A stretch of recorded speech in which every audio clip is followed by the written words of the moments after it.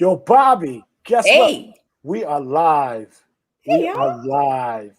You ready to get the show started? It's gonna be a special so ready. show. Let's I'm do so it. ready. Let's do it. Deejay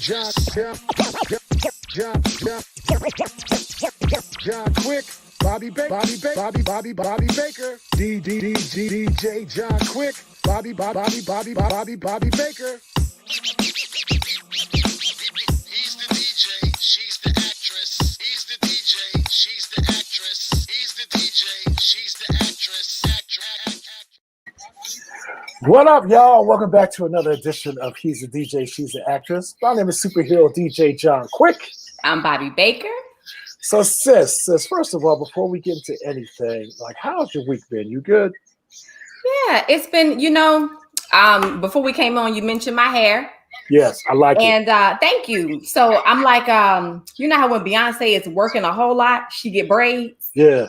That's the significance of my braids. Like when I get to working a whole lot. So it's been a work-filled week, but it's been productive. It's been good. It's been blessed.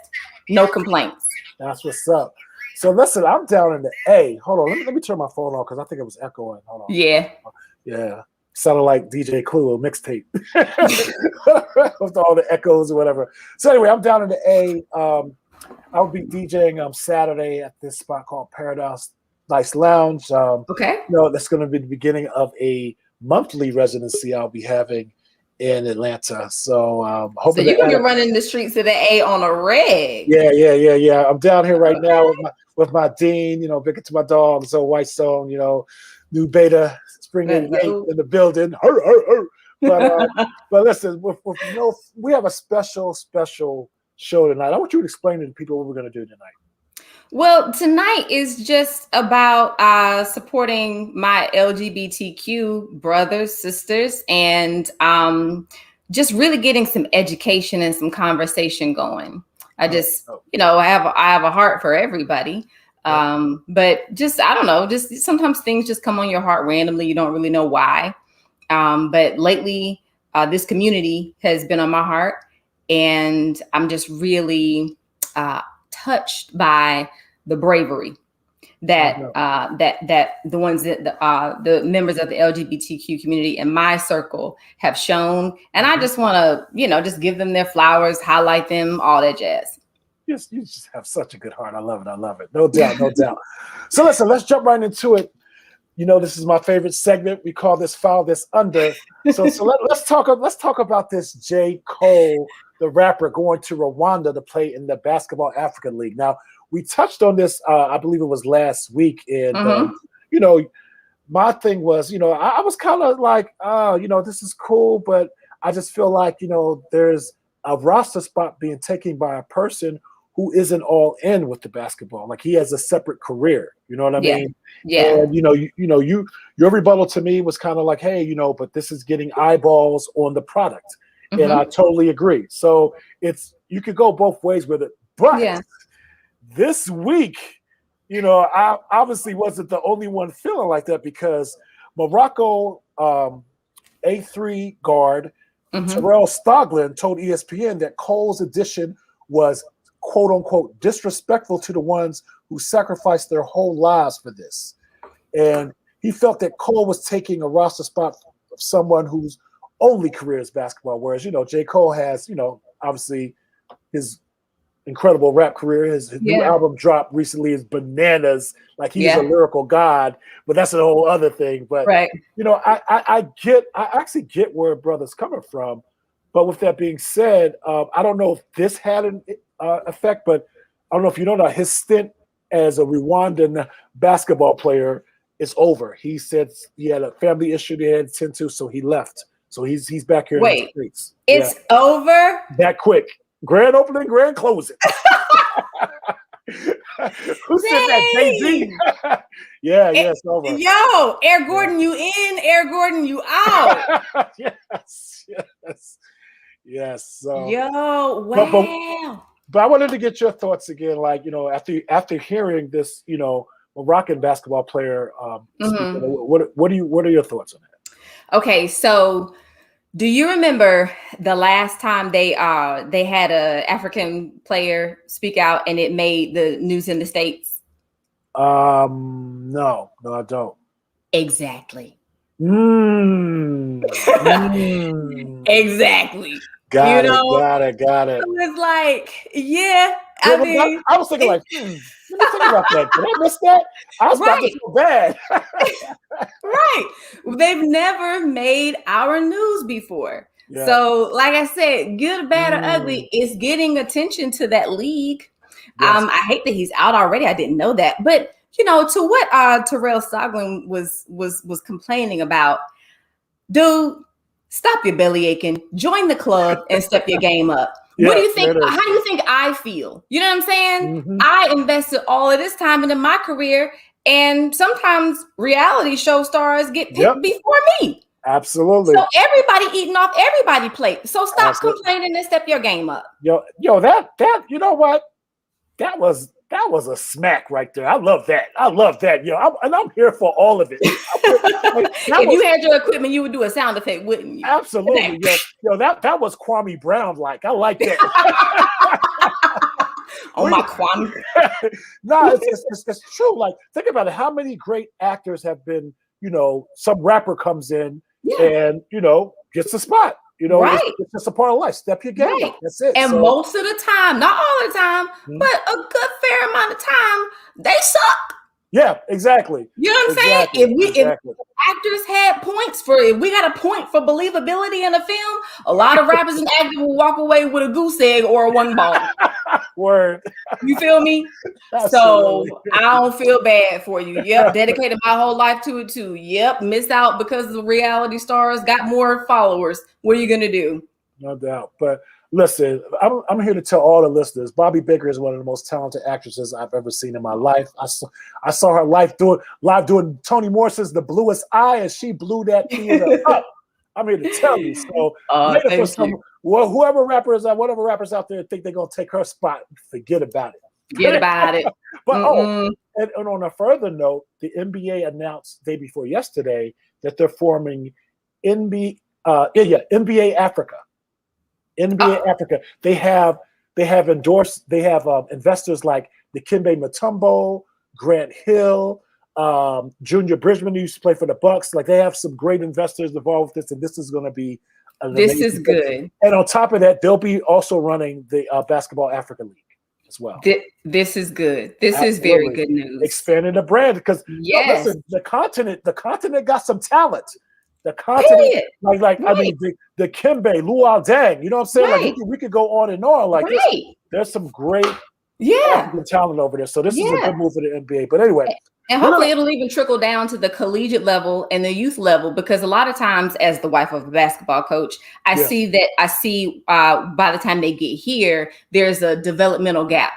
Absolutely. And so hopefully that won't be there, because Lord knows they got the build, the makeup, the potential. Now they just need the same, resources. Skills. Same resources that we have. Yeah, absolutely. So listen, we're going to file this on the Step Your Game Up and Quit Whining. Step your game up. Exactly. Stop your belly aching. You got to turn your mouth to the side. Stop your belly aching. You got to turn your mouth to the side when you say that. I love it. So speaking of stepping your game up, big up Howard University. So y'all know how I feel about Chadwick Boseman, one of the nicest people I've ever met in my life. He did a drop for me for my radio shows and for my mixes that, I still play to this day. I feel like he's with me anytime I play that drop in. Howard University named their College of Liberal Arts after him this week. And I just thought it was one of the most classiest and most profound moves by the HBCU that I've heard of in a while. And the crazy thing, they just made, if I'm not mistaken, they made Felicia Rashad the dean of that school. Yes. So they are just like, they are killing it. Listen, there's to a point I just want to take one class at Howard just to say I went to Howard. Right. Look, listen, I'm over here because during my first round of undergrad, I was ready to go. I had applications. I was transferring. I was out. You was out. I was out. Then my little boyfriend seen my applications on my desk and told all my friends and all the academic advisors, and they convinced me to stay. I'm glad I did because I got lifelong friendship. But I will say, I agree with you wholeheartedly. Like, I just want a piece. I just want a piece. Shout out to my friend Tashnian DeBroy, who is the vice president of Howard University. Nice. Yeah, and also my niece who was with us last week. That's her alma mater. Oh, so Burgundy went to Burgundy went to Howard. Yeah. Yes. So my money might not have gone there, but my heart went there. So I love Howard, and they came a long way from.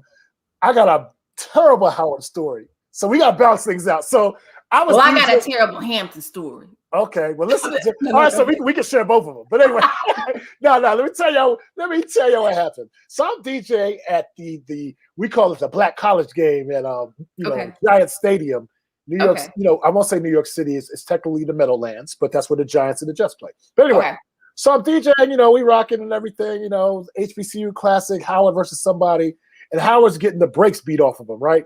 Okay. So after halftime, the coach comes up because it was sponsored by the New York Urban League, right? Okay. So the coach contacts somebody from the Urban League and says, hey, you need to shut that DJ down. My players are over there dancing there and they're not focused. I was like, y'all down 30-0. It ain't about focus. Blame it on the rain. Trying to blame it on the stars. Whatever you do. That's crazy. So ironically, after so they shut me down. I still got paid and everything, but they shut me down. And they still got the brakes beat off of them even more. Whatever. So afterwards, because with Black College games, it's all about the parking lot.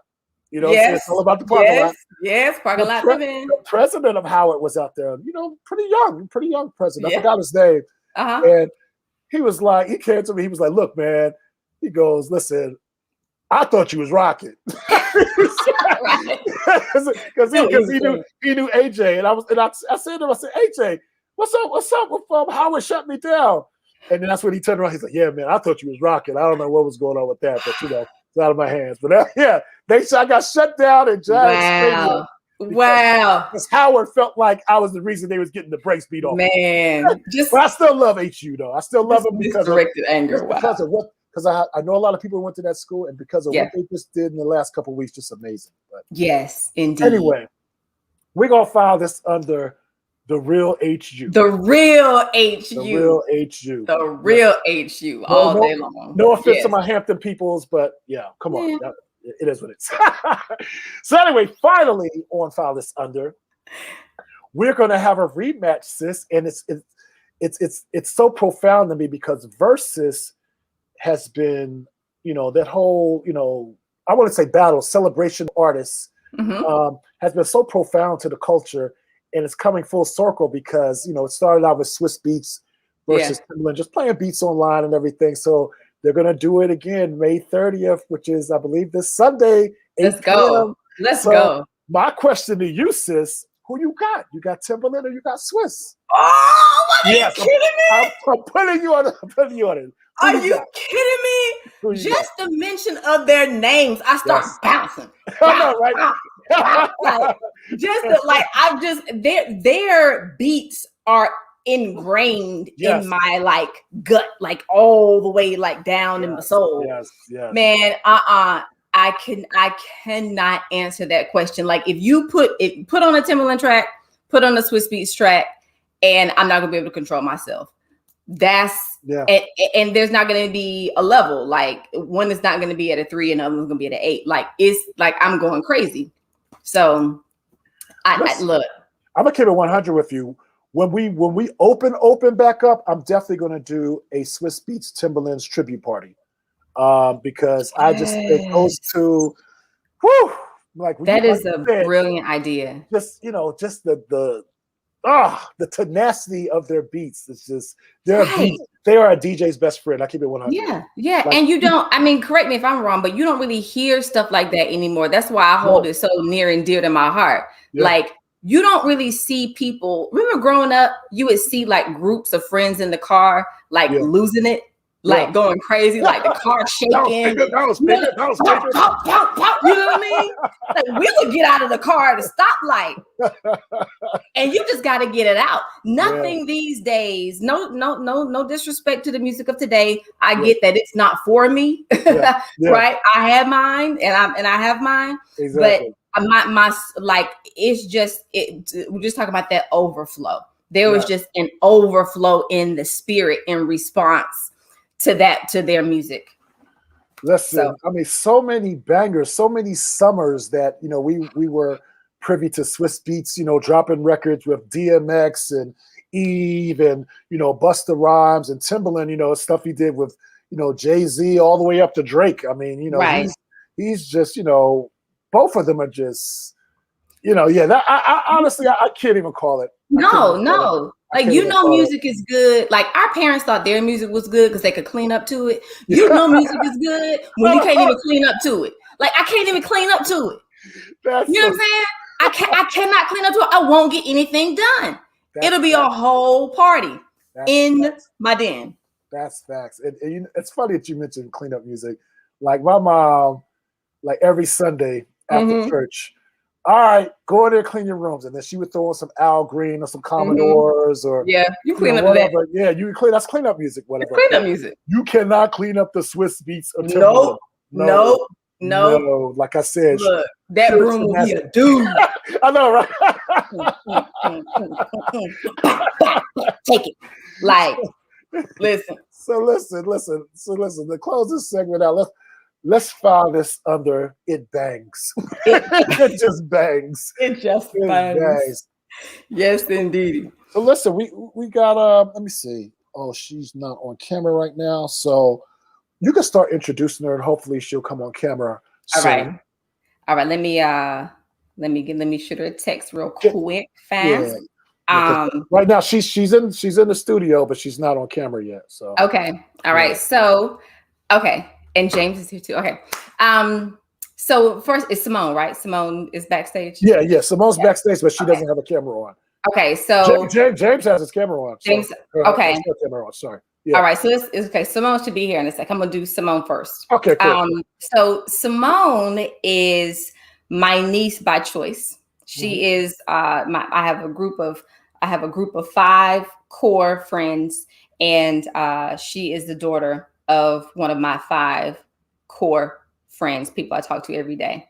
Simone, my best way of describing Simone is that if anyone has any doubt about the future generation and whose hands this world is going to be in, look at Simone, and awesome. All of your fears and uncertainties will be put at ease.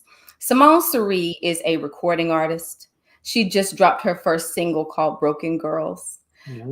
She works 2 jobs. I mean, come on. Like the girl for her, I forget what birthday it is. Most girls turning 12 and 13 years old, most of them have a birthday party. Do you know what Simone did? Simone got a group of friends together to go give out. She got goodie bags to give to the homeless. That's what she did on her birthday. That is awesome. Right. Like, she never ceases to amaze me. And one of the most recent things that she is a part of that I'm particularly impressed with is she has become an ally in a group called Spectrum at her school. And Spectrum is a support group and a group to educate and share for the LGBTQ plus community and everyone who supports them, everyone who identifies with them. She joined as an ally. She identifies as straight, but she is an ally. And I wanted to bring her on tonight because as we were talking about this show, I was honestly having some trouble with just some of the vocabulary, some of the verbiage. And I want to always be respectful and, absolutely. You know, and mindful of where we are. We don't have to just stay with the terms and the categories of yesteryear, whatever it is that, you know, that makes people feel their best. The least we could do is learn that. Absolutely. So I wanted to bring her on. She left. Oh, here she comes. Here she comes. Yes, she just texted me. All right. So I So wanted to bring her on. Yes, let's bring her on. All right, no doubt, no doubt, no doubt. Simone. Moni. Hey, girl. Oh, she's so cute. What up, Simone? Hi. What's Hey, going baby. on? We about to blow her up. Watch this. Watch this. Watch this. Okay. Magic. Watch this magic. You see that? Yay. Simone, before you start educating and helping me, talk to me about how you feel now that you got your first single out. What? Talk to me about Broken Girls. So Broken Girls was released on May 25th on my birthday. Yes. And it's basically a song about a traumatic experience that I had.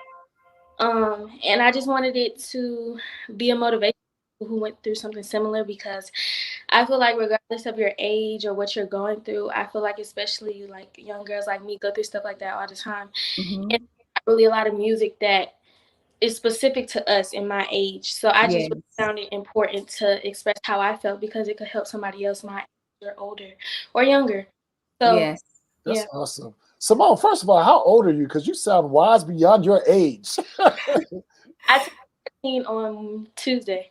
Did you say 15? 14. Whoa, 14? Yes.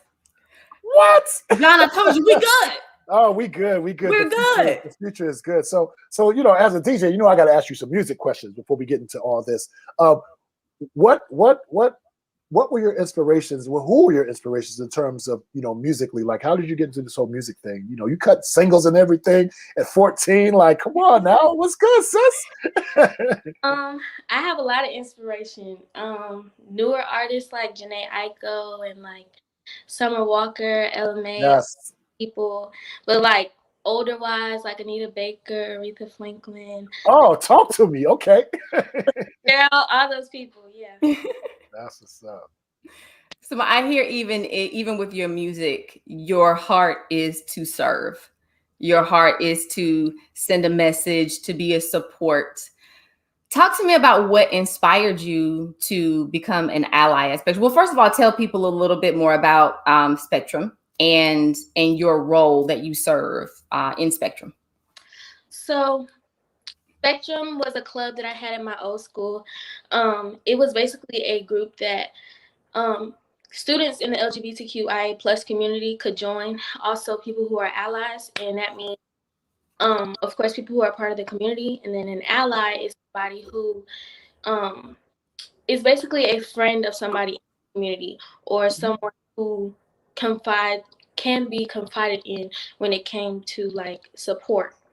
Right. So for Spectrum, it was basically like an extracurricular class, and I took it all year and learned about what it means to be transgender, what each letter in that in the community means when they refer to LGBTQIA plus. And basically everything there is to know about what it means to identify your sexuality, and also learning what it means to be neither female or male, but to be non-binary. Okay, so I was saying, so one of the main reasons, and I've explained to the listeners why we have you here, is to help me talk, help me to use the right vocabulary, help me to stay on top of what I need to be on top of. I was saying LGBTQ. What's the IE? So LGBTQIA plus. IA plus. Okay. Yeah. So the L stands for lesbian. Yes. The G stands for gay. The B for bisexual. The T stands for transgender. The Q stands for queer or questioning. Okay. Queer or questioning. Yeah, the I stands for intersex, and then the A is for asexual or an ally, which I'm an ally. Okay, and what about the plus? What does the plus encapsulate? So the plus encapsulates that there are more than those sexualities I just named, but they're not as common, if that makes sense. Like, or so it's like there's like pansexual, there's a whole bunch of different ones, but to keep the name short into what most people identify as is LGBTQIA plus. Okay. Okay. What do you think? Why do you think it is as a kid? Wait, I'm sorry, you're not a kid.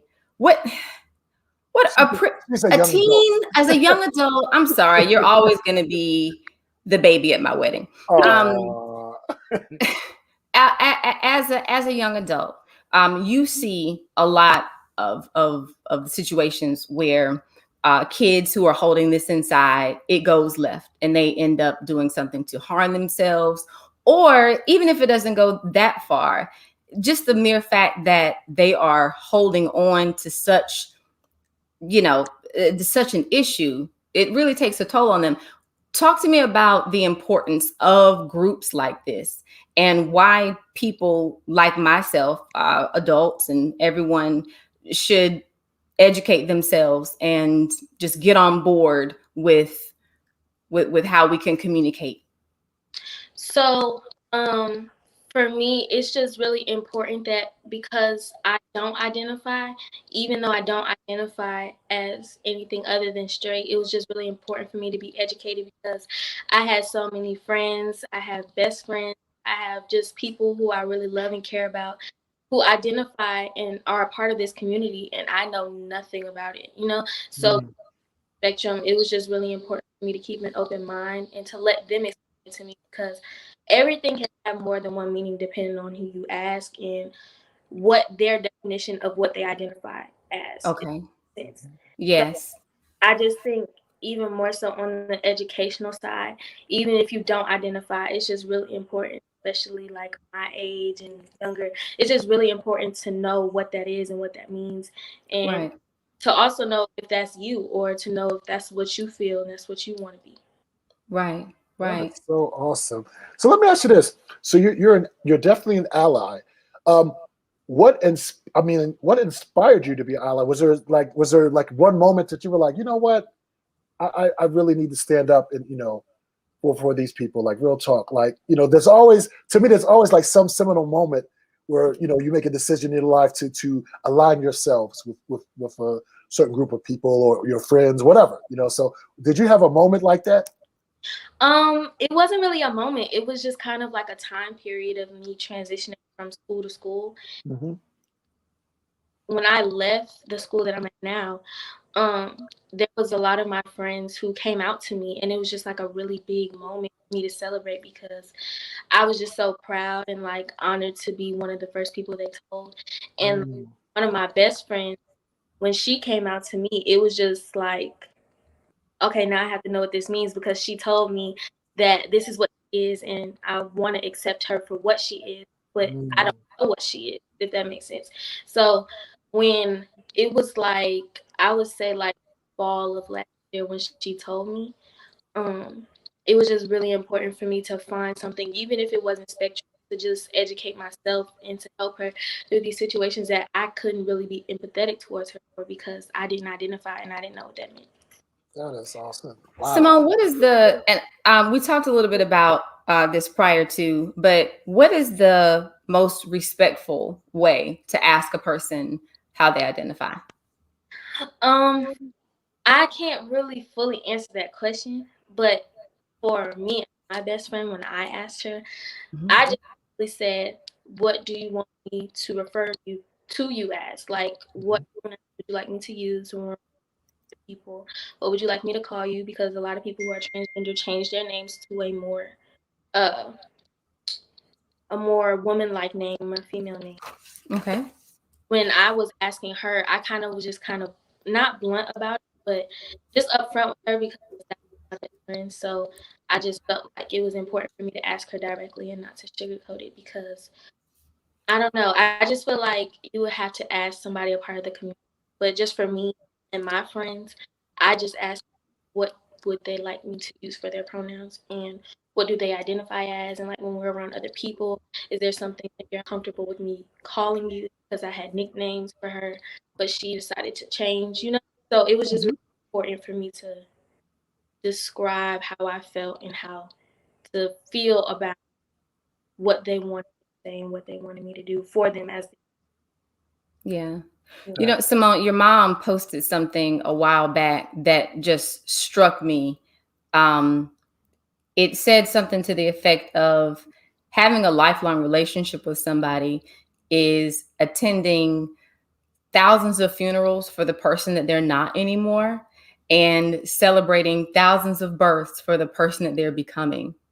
And I just want to applaud you for being that person for your friend and for really so many people who don't feel like they have somebody to come out to. I think it speaks volumes about your heart and about your spirit, the fact that so many people came out to you even before you had an official role in Spectrum. So I just want to say thank you for helping to educate us tonight and helping me to get started on my journey to learning more and talking about things in the right way. I do have one more quick question. So what do we identify as? Are we straight? Are we hetero? What are we? So I'm going off based on what I was told. There's a lot of people you can look up on Google and stuff. Okay. But my friend told me there's something called cisgender, which means like I've heard of that. Yeah, so what's that? Woman or cis male means you're a straight female or a straight male. And then I think I forgot which one's which, forgive me, but there's heterosexual and you're breaking up. I think we lost her. Okay. Rose, but okay. She is phenomenal. Like she's amazing. Like you said, we're gonna take her off here. The future is definitely bright. Yes. With this young lady, and we thank her for coming on. I mean, she definitely, I learned a lot, just from hearing her speak. And I can't believe she's only 14. Wow. Only 14. Sometimes they'll say from the mouths of babes, right? And she definitely fits that. So the little girl got more jobs than most adults I know. I know, right? Like she on her grind for real. So, all adults I know, actually. So sis, who we got next? Because I love this conversation that we're having. I think it's definitely one that we need to have.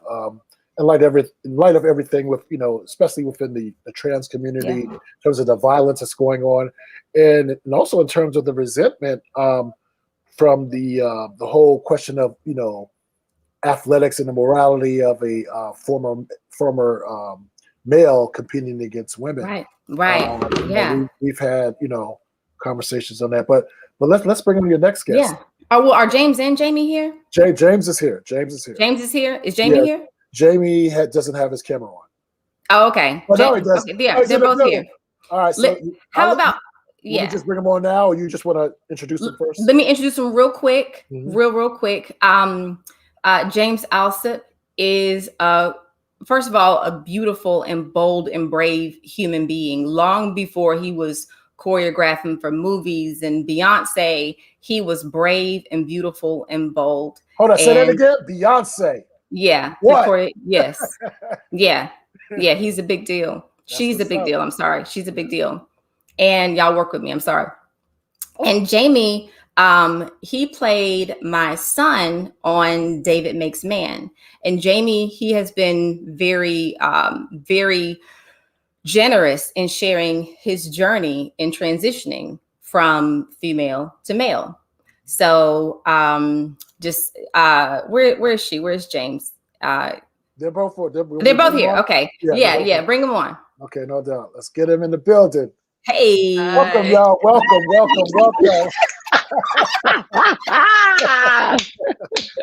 That's good. Okay, we got stars, Black Star Power in the building. Oh, look. Oh, man. Bobby, before we get into any of this, my first question to James is, how was it working with Beyonce? I just gotta know.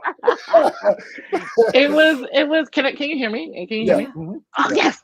It was life-changing. It was the most incredible experience of my life. I say that because I had a lot of firsts with her as a choreographer. And so I learned so much with her in the 3 years that I was there directly. It was incredible. I love her. Yeah, it is funny. I was watching one of the videos that you choreographed, "Love on Top," which is my favorite Beyonce song ever. And yo, it was just lit. Like you are a visionary, bro. Like real talk. Like I can't give a fuck. You had it popping. You had it popping. It was myself and Chris Grant, Yeah. and we were in a rehearsal. I'll never forget that. We were in a rehearsal for another video, and she was like, "Can you come to this?" She had to go to another rehearsal after she was done with us. She does not stop working, and she was like, "Can you come with me to this next rehearsal?" Who's gonna say no to Beyonce? And so they already had a lot of the routine done, but they just had some gaps. And I came in and I filled the gaps, and she liked it. It stuck. So I was like, "Ooh, thank you, girl." Okay, Bobby. All right, Bobby, I'm good. Jamie, what's going on with you? So much. There's a lot Jamie, going on. Your voice. It has dropped a lot. It's dropped a lot. Oh my gosh. Okay. Let me bring everybody up. Well, bring everybody up to speed. Explain to everybody why I'm freaking out. Okay. Well, when I started David Makes Man, I had only had top surgery, and it was like immediately after. It was like 1 month after top surgery, I was gonna go film a TV show. And on one of my last days on set, it was also one of my first days on testosterone. And my voice was much higher than it was than it is now. And so Bobby actually listened back to some of my old videos, and she was like, "Oh wow, your voice was so high. I practiced my ranges." And she hasn't really heard my voice at all since then. So it's probably changed a lot. Look, I'm trying to change things a lot. Like I'm trying to mimic. No, okay. So this is what I did. I told Jamie this is what I did. So he posted his voice through. Jamie, tell me what you call it. T. What is it that makes your voice drop? Yeah, it's testosterone. Some people just call it T for short. Oh, T. Okay. Duh. All right. So now we know that. Education. All right. So when you first started on the testosterone, he posted his voice, during different periods of time. And because I used to be in the church choir, I can do soprano, alto, and tenor, and I can match, I can't sing, but I can hold a note. And so I was practicing. Hold on. Wait a minute. You can't sing, but you can hold a note. Yeah. Okay. Yeah. Shout out altos. Hold on. I mean, me personally, I would like to hear an example of holding a note. All right. Amen.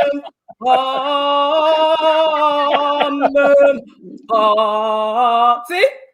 Yeah. There you go. What was that, tenor? That was tenor, wasn't it? That was tenor. But where you are now, Jamie, I can't get there. Yeah. You there, bro? Jamie, how old are you? I'm 19. I'm about to turn 20 in July. Okay, yeah. That's what's up. Hold on. And how was it playing my co-host's son? It was amazing. I learned so much from both Bobby and Alana. I was with them the most out of anyone else on that set. And it really just felt like these are my parents now. Like they love me more than a lot of people that I've ever met. So, you really took me under your wing, and I feel very loved by you. And I have a wealth of knowledge that you personally have bestowed upon me. So I'm very thankful for my experience with you. Well, I could say the same to you. I want you guys to both talk about the bravery that it takes to transform and please educate me. If I'm using the wrong words, the wrong terms, please educate me so I will know how to do it right. But talk to me about how you identify and what is the right language to use. Just talk to me about your journey. James? It's been a wild journey. The funny thing for me, I knew I was a woman when I was 4. I was 4 years old. I would go into my kindergarten class, no lie. I would go into my kindergarten class, go into the toy chest at home base. That was a long time ago. And I would put on this blue spaghetti strap dress. And I would wrap my hair in this like scarf. And those fake Little Tikes kitchens, I would cook breakfast for the whole class because that's what I saw my mom do. Yeah. So that's what I would emulate. And I have both my parents, but it was just, I wanted to do what the woman did. And my teacher pulled me aside and she was like, you know, it's okay to be gay, but you know, you don't have to put on the dress or anything. And I was like, gay? I'm not gay. I'm one of the girls. I'm like Tasha and Keita and them. Like, what? But then in 1989, we didn't have the language. Right. And so for most of my life, I thought I was gay because that's what I was told when I was young. Okay. And then when I got into myself more through high school, college, I was like, I'm one of the, like, for real, one of the girls. All of my friends are the girls. But I didn't really, I didn't transition until 5 years ago at 32. And that's when I really was like, I'm sitting here pretending like I'm brave and I'm like myself and I'm proud just because I'm like out and I'm feminine and I'm embracing that. But I'm not being seen as how I feel inside when I wake up. Like when I go to the bathroom after I wake up in the morning, I don't want to see that. I want to see the woman that I feel like I am. Okay. And so it really began then when I was just honest with myself about, oh, this is actually who you are. And when we started to get the language back in like 2000, I was like, oh, this is me. Who said that? Who been following me? That's my life. So that's how it's been for me. So before you transition, so you said that people used to classify you as gay, as just gay. Mm-hmm. Before you transition, are you transgender before you transition? I would say yes, because it's your identity. Okay. And that I do that, Miss Simone, girl, kudos to you. If you watching, go ahead with your ass self. Yes. Girl. Yes.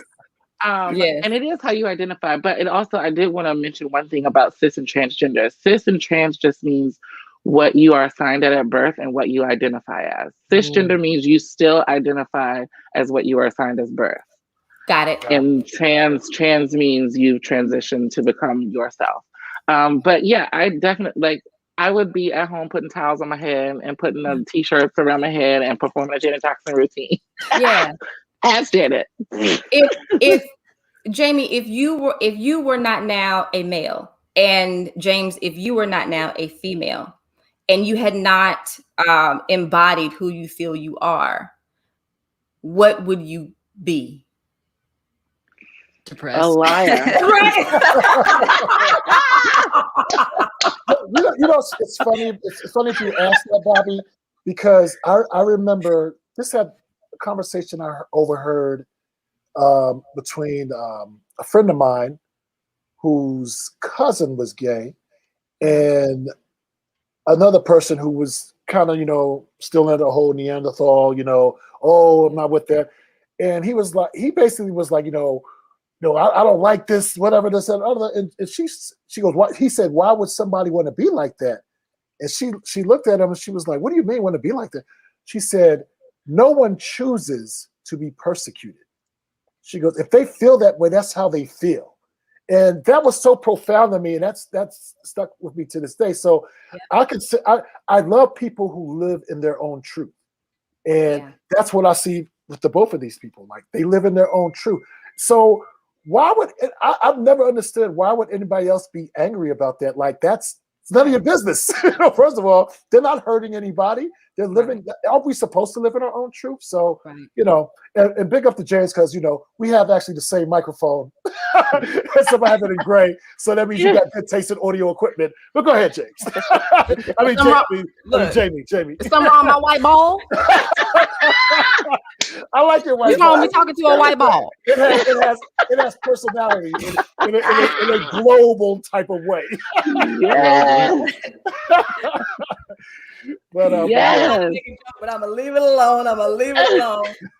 Go ahead, James. I didn't mean to interrupt you. Sometimes I get that whole ADD, thing going on. Go ahead. It's okay. He said AD. He left off a D in ADD. No, I said I left off the H. That's what I did. I didn't add the H. I had the D's. I had the D's down. I left off the H because I'm not really hyper. But the other part, yeah, probably. Oh man. Okay, so what would you say? So Jamie, when we were filming, and I can't really give away too much, but when we were filming, there was a scene that made everyone in the LGBTQIA plus community. You taking notes? I Okay. It made everyone remember. It made everyone remember that moment in their childhood, in their upbringing, that was just very, very painful and hurtful. And it just really just permeated through the set. Talk to me, not necessarily about that moment, but I want both of you guys to talk to me about how you guys have taken moments like that and elevated, whether it be in spite of them or from them. Yeah, talk to me about, oh, that's a fly on my computer. The fly. I thought there was a cat walking by. Exactly. I thought it was a cat. I said, what type of big animals is going on over there, Bobby Baker? Oh, please. Hold on. I gotta go into commentary mode for our Spotify listeners. Something hairy and black just walked across nonchalantly across Bobby Baker's camera and had all of us just terrified for her safety. Right. But it was some type of insect. But yeah, it was crazy. These North Carolina flies are so disrespectful. Okay. So disrespectful, so rude. And I was being all sincere. It looked like the fly paused and look at Bobby. Right. And then he kept moving. I don't think the fly is the ally. I don't think the fly is the ally. This fly not an ally. Not an ally. It's not. Okay, so go ahead. Talk about how you, because James, I got something I want to talk to you about. Okay. Go ahead. Go ahead, Jamie. Go ahead. Okay. I've been pretty lucky not to experience too much, transphobia or anything like that in my young life. I did come out during this pandemic, so I haven't seen anyone at all. So it's a very weird outlier experience that is not at all normal for the LGBTQ community. But it's becoming more apparent that because we're in a pandemic, a lot of people are having the time to reflect on themselves and learn about themselves. So that's actually why I found my identity as a non-binary trans masculine person. Can you so break it down. So non-binary, I don't identify, I certainly don't identify with being female. I also don't identify with being male. But I'm sorry. No, it's okay. I knew you might have a little trouble with that for a second, but it's okay. I do identify, closer to the male side of the spectrum than, the female side. So that's where the trans masculine comes in. Because that's over there. That's where I'm more comfortable. But I use they, he pronouns. And if you don't know someone's pronouns, never assume them, because no one has to look a certain way to identify a certain way. So the best way to go about that would, of course, just being like, hi, my name's Jamie. I use they, he pronouns. Are you comfortable sharing your pronouns? Or just, if they don't tell you right off the bat. But yeah. So if somebody doesn't share their pronouns, do you ask, and how do you ask? Yes, it's always best to ask. Just because it's better to respect someone and maybe accidentally be a little awkward for a second just to ask than it is to make them uncomfortable throughout a conversation. So the best way to do it would be to introduce yourself with your pronouns. Hopefully they would respond back. And if they don't, you just be like, I hope you don't mind me asking what are your pronouns, or just like, hey, what pronouns are you comfortable using? And it could change depending on the situation. Some people are only out in certain circles. So, if you're close with someone and you need to ask that question, just also be like, are you comfortable with me using those pronouns with other people? Or, it changes literally for every person. So I need your help with something. Sure. Can you please they is the hardest one. So would I say, no, I'll get it for they. For them. Oh, for them. They, them, theirs. Yeah. But you're they or he. Okay, I got it. Okay. It's normally easier for people to just use he, of course, because that's like a normal one. But there are because trans so masculine. yes. But there are so many other sets of pronouns, and an individual might look like they use he him pronouns, but could definitely go by she her pronouns, or z zim or z zer. There's a lot of different pronouns to use. It is, yes. James, why are you making that face at the Z? Had you not heard of Z? Wait, had you not heard of Z Zim Ziz? What is it? Can we cuss? Yeah, you can cuss. Yeah. I must be an old bitch. Zua. Zui is. Oh my God. I'm not making light of it at all. I'm still learning. Yeah. And I guess at my age, I'm just like, never heard it until tonight. I promise you. And I live in Los Angeles. Never heard of Zizum until tonight. Yeah, I've never met anyone who uses Jamie, what's the Z? Yet. Whoever is Z out there, I'm sorry for saying Zui is. I'm just silly. Jamie, what's Zui? What's the Z? I don't know. What's Simone at?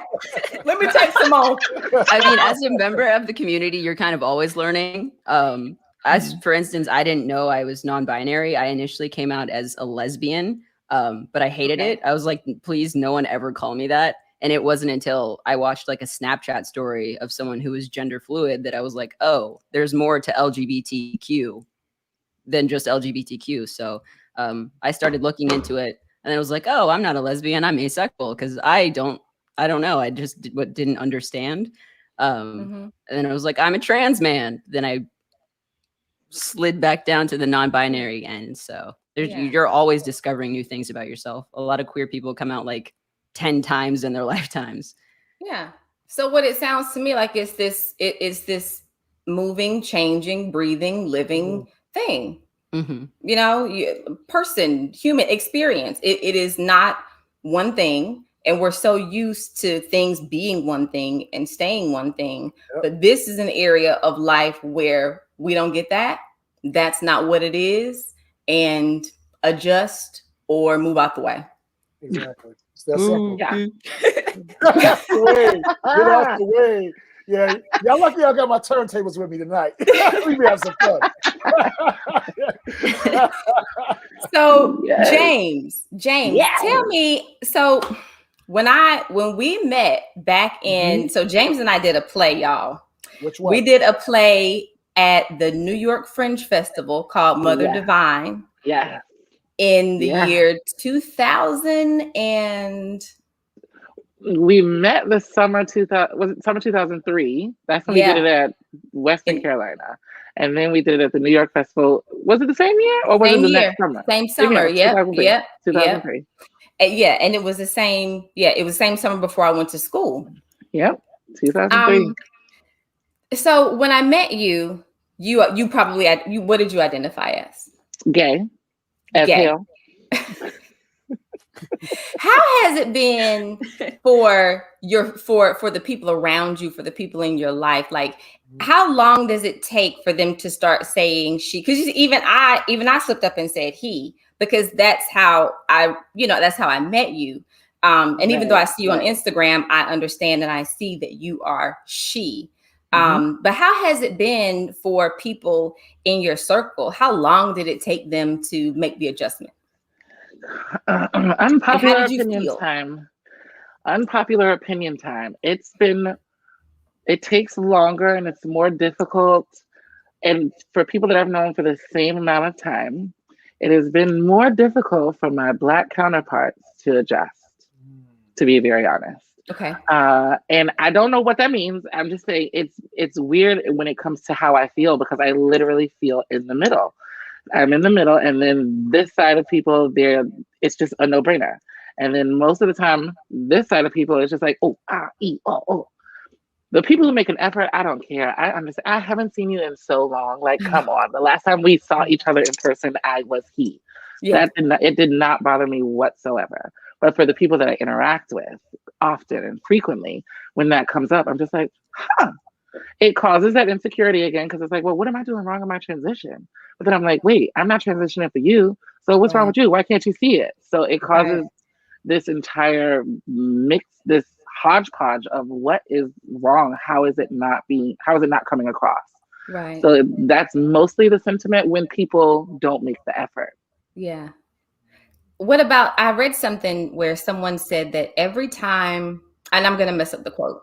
They said every time they pull out their identification, they feel exposed. They feel it takes them right back to what they feel like they are not.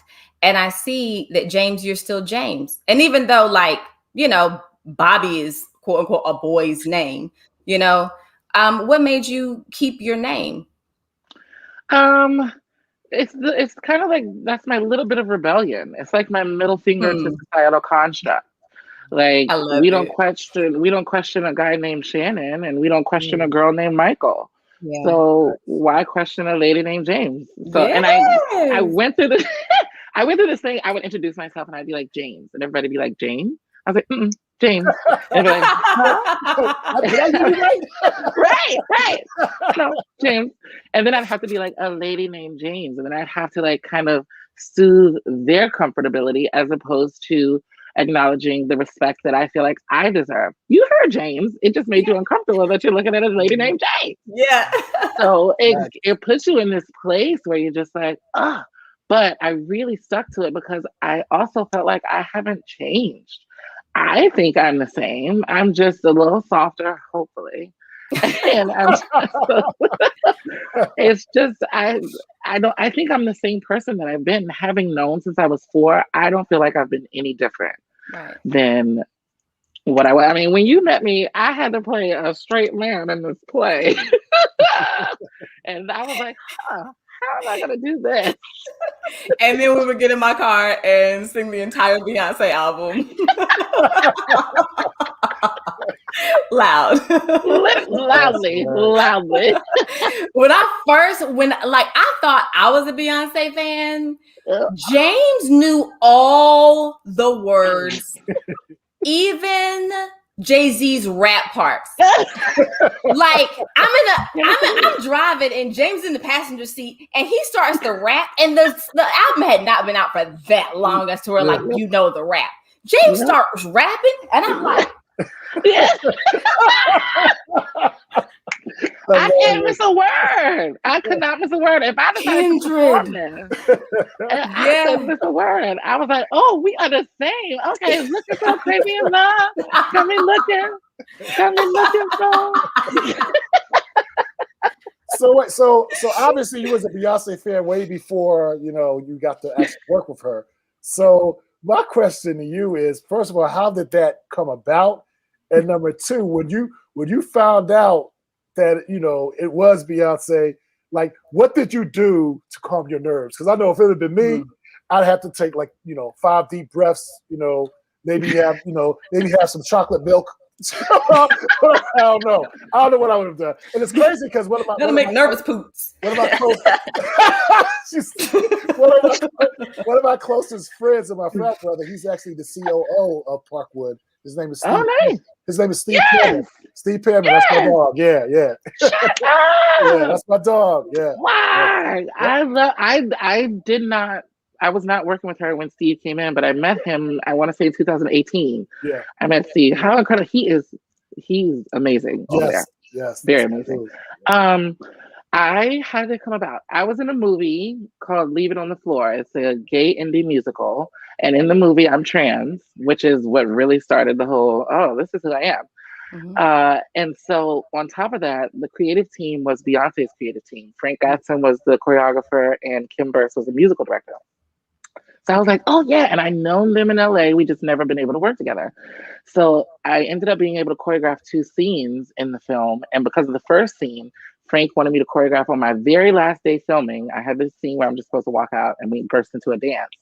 And he was like, take 3 of the hottest girls. I know you can do it. Take 3 of the hottest girls, come back in an hour, and then perform your stuff for the last scene. I was like, I got blocking. I got to learn my lines. And I got to choreograph something. You crazy. But I was like, well, I got to look good on camera. It's going to be me, not him. So whatever. So I did it. And I was like, this is not going to be my best work. Like, I like to live with stuff. I like to sit with it. And I was like, well, here we go. And then we did it, and he threw a shoe on stage, and then he threw his hat on stage. And Like at the Teddy. time, that was a good thing. That's the ultimate compliment. Yes. That's probably the belt love. Yes. And I was like, what? And he was like, that's what I'm talking about, y'all. I can't wait for Beyonce to see what you did. I can't wait for you to show her. Huh? And next thing I know, I was flying to New York. I was in Alvin Ailey. I didn't know if she was coming. I just knew that we were rehearsing for Run the World, and they couldn't send me the track because she was super secretive. I love that fly. My parents, where you at? Parents, where you at? And so then I was just in the studio curating the choreography, and it was just myself. Frank left. I was in there by myself. I could finally hear the song, and the doors opened. There was double doors that you push. And like the wind from the doors, it was like Beyonce walks in her own video. And this is no exaggeration. Oh yes, the wind was blowing through her hair, and it just walked in. She, Frank, and her bodyguard walked in, and it was just the four of us in a room together. And he was like, "Show me what you got." And at the time, Meek's nails were all the rage. She was like, "Wait a minute, let me see your nails." And so I showed her my nails. She's like, "Oh, we almost got the same." I was like, "Oh my God, we do." And then she was like, "Okay." She was like, "Let me see what you got." And she saw what I had. She was like, "I love the way it was blah, blah, blah, blah, blah." She saw it. She loved it. And we worked together for 3 years after that. Wow, that is a dope story. So before I let you guys go, I have to tell you guys how and why you connect in my life. And James, and this is a story that I wanted to remind you of, because I'm sure you remember, but I'm trying not to talk too long, but there is a moment, I don't think that I could have played a protector for you, Jamie, if I hadn't had the experience of regret, really, that I had when I didn't protect James. So, James, I don't know if you remember, we were in New York, and it wasn't even about you being at the time gay or anything like that. But we were in New York working on that show, and the one of the people who were in the show, who I had known for a really long time, he said something really, really rude to James. He invited me to go see a show with him.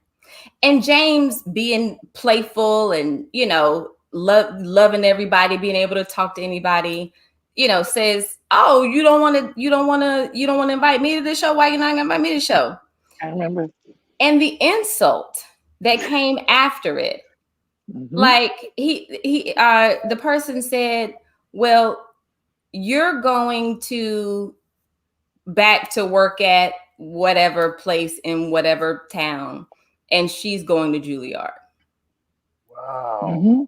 And first of all, that was a lot to. First of all, it was hell. I have been used to him being rude to people because he was just rude. He was rude. He's rude. He's just rude. He just is. And I have love for him, but he's just rude.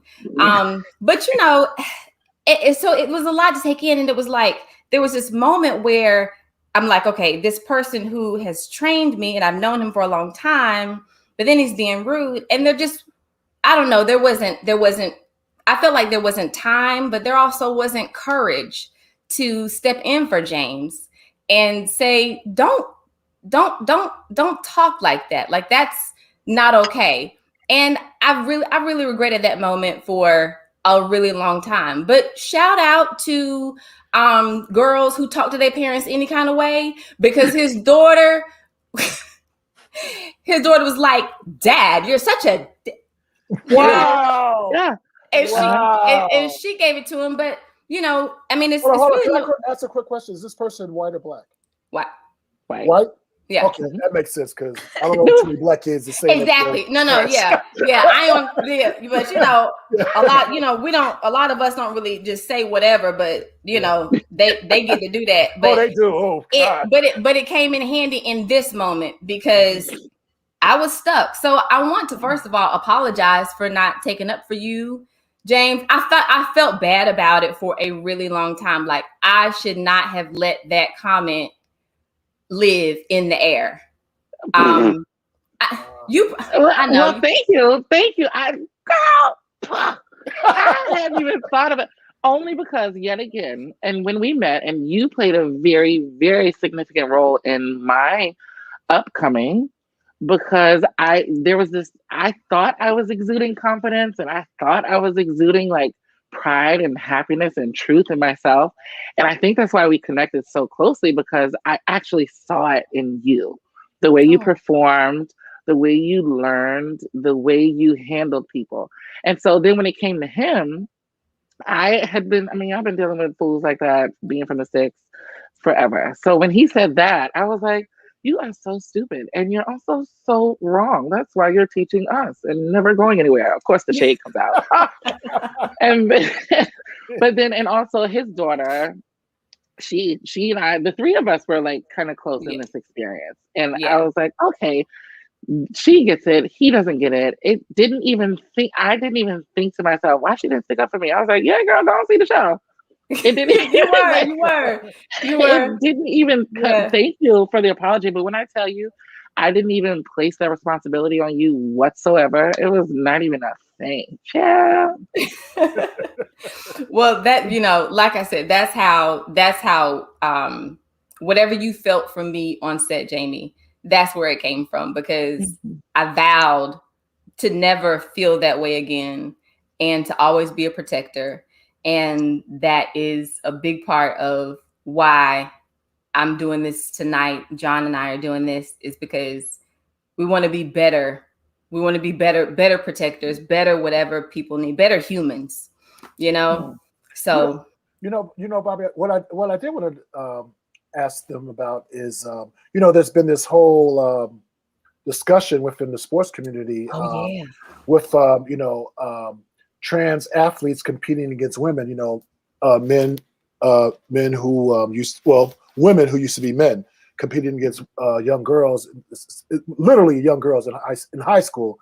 And, there are literally lawsuits out right now trying to ban that from happening. For my personal opinion, I don't know. And trust me, there's not too much science behind it that I know of. But I just feel like, if you were born a man, you may have a physical, just a built-in physical edge against, women who are born women. So, I've heard, different things like, hey, scientifically, maybe it's not. What I want to hear your opinion on it, because I rarely get to hear that. I always hear from heterosexuals, their rage about it. But I think this is a great platform for you guys to, just, explain like, what do you feel about that whole thing? The trans women, competing against regular women. Right. So just to start off, the terms AFAB and AMAB are normally used in instances like this. AFAB means assigned female at birth. So for instance, I'm AFAB. I was assigned female at birth. Okay. And then AMAB, of course, would be assigned male at birth. And that's just a way of kind of separating it from the situation. So it's not about gender or sex necessarily, but it's just a way of letting the audience know that there has been a change. But as far as the science behind it, it seems like men do have more natural born strength, but in reality, it's pretty equal.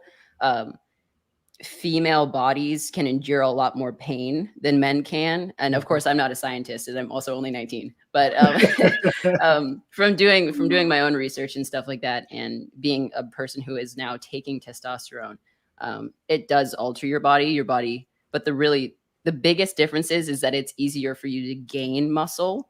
But other than that, like, there are women power lifters that can lift just as much as male power lifters. It's all about training.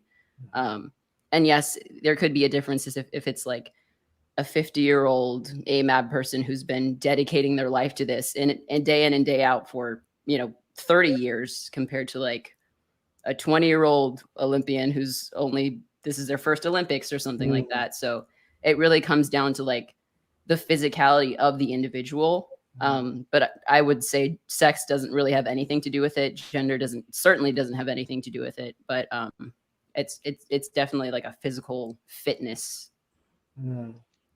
Yep. So the issue I have with this debate, number one, it's just such a distraction from like actual issues. That's my first issue. Second issue is it always becomes about a trans woman. It becomes patriarchal. You never really hear the conversation about a trans man wanting to do it because masculinity is deemed superior. And femininity is looked at as less than. So then it becomes like, well, why are you trying to demean or negate whatever this person, a 13-year-old female who's trying to play with other females, who's been probably in transition since they were like 6, is a woman. That person does not have a physical advantage because their body's still developing. And at this point, their body is developing as a female. So, and that's just on the trans woman side. But then the issue is, it becomes for me more issue like, I hate the patriarchy. Because the issue always is about a trans woman. You see on news when females who aren't even transitioning to male play football. It's a news headline and it's celebrated. And it's like, oh, did you see that female kicker on the football team? Okay, well, what about the girl who wants to play soccer who was born male, but assigned male at birth, but that was 12 years ago. This person is a woman and should be treated as and seen as a woman. A man is not going to just walk up to the female soccer league and be like, I want to play on the women's team. A female is not going to go to a soccer team, I should say, and be like, I want to play with the males. Like, that doesn't make sense. It is a woman trying to play with women, and it needs to be seen as such, as opposed to using it as a scare tactic. Like, what if they never knew that person was trans? What if they never knew? Would it be an issue? And it's the same thing with POC women in sports. There are so many cases of like. I was gonna say, we know about POC. A person of color. Okay. Sorry. We thought you were trying to trick us. Sorry. I knew that one. No, yes. There's the same case of people of color who are of female origination. I said that weirdly. But who have higher doses of testosterone in their body naturally. Like a lot of Black women have a lot of testosterone in their bodies naturally, and they're getting kicked out of the Olympics or stuff like that. And then there's also the whole issue of all of these anti-trans bills that are being signed into legislature. You do not have to look at a child's genitalia and traumatize them for them to play soccer. They're 12. Like, just let them go play soccer. So this world's just too crazy. They ain't ran into the right mama. Hello. I appreciate the honesty. She ready? Like, because again, we normally just hear heterosexuals' opinions on this. Right. I'm so happy that you guys were able to voice yours. Definitely. So thank you for that. Yes, for sure. Thank you for having us. Thank you guys so much. I miss and love you both. I miss you. And I appreciate you so much. Yay! Pleasure to meet everybody. No, it was great meeting you guys. Like, real talk. Like, it takes a brave person to live in their own truth, and to ignore the haters and the ignorant people. So I applaud both of you, and just keep doing what you're doing, because obviously it's working. Thank you. Whatever is next on your journey, I know you're gonna kill it. Thank you. Girls 5 Ever is streaming on Peacock. Make sure you go watch it. That's what's up. Yes. I can't wait. Wait, and do we have a date for David Makes Man yet? June 22nd. I think it's nice. 9 p.m. or something. Hold on. Why is Jamie the one telling me this, Bobby? Because I wanted him to shine. Yeah, okay. Whatever. I love the show. I've been harassing her about this date for ages, but it's all good. We gonna let it slide. And James, tell yours again. Tell the people your next project one more time. Say it slow. Okay, sorry. Girls 5 Ever, a new comedy on Peacock, is streaming now. All episodes. The final season of Pose is happening, and I work on that as a choreographer. And The Devil Wears Prada, the Broadway show, is debuting in July 2022, and yours truly is choreographing. Come on, Comma. James, what do you sleep? Do you sleep, James? What's going on? No, I sleep on a plane. American Airlines is my bedroom. Yeah, that's what's up. That's what's up. I love the commas. I love the commas. We're not doing ands. We're doing commas. That's I what's love up. it. So listen, guys, thanks for coming on. We appreciate you guys. Keep doing what you're doing, and we will continue to support you. All right. Thank you. Thank you. Thank you so much. All right. Peace out, y'all. Love y'all. Bye. Love y'all. That was fun and very educational. Yeah. We need it. I got a whole page of notes. Yeah. You definitely gotta share those. Like, it was it was a lot. A lot to take in, but also easy to remember. Like, it's not rock. You know what I'm saying? Yeah. It's not rock. It's not rocket science.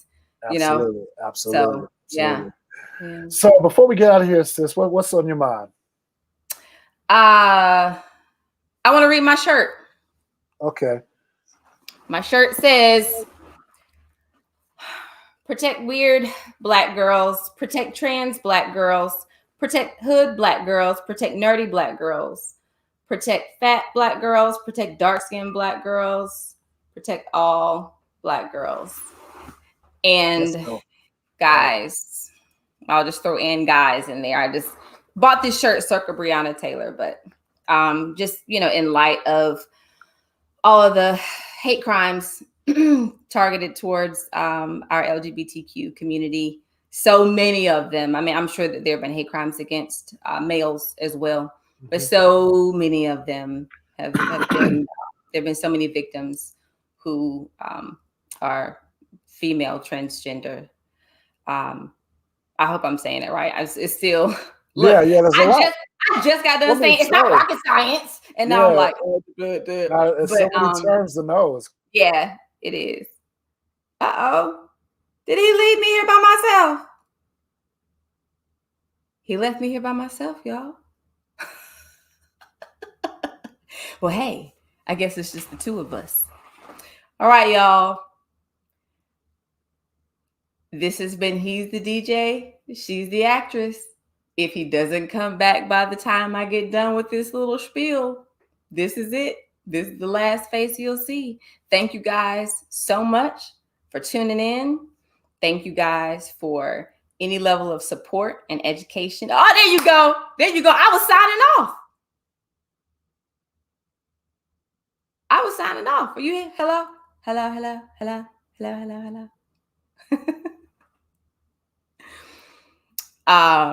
Okay, so I'm gonna keep talking until he gets back. Thank you guys for any piece of support you have offered, whether it be taking a note, calling somebody, telling them it's okay to come out, or whatever. It's appreciated, it's valuable. So with that being said, I guess that's it for this episode of He's the DJ, She's the Actress. Tune in next week for our final episode of season 1. Thanks to everybody who's been tuning in, riding with us. My sister, Vivian, Kim, I see you. Thank you so much. And love y'all to death. Hey, I don't know what happened. I think my laptop just died. Do you see the screen? I just did a whole sign off. Yeah, I think it died. But anyway, before we got here, what's on my mind is I'm just happy to be in Atlanta, see all of my friends, and I'm gonna do my thing Saturday and at Paradise Lounge. So if you're in the Atlanta area, come check me out. Yeah, it should be fun.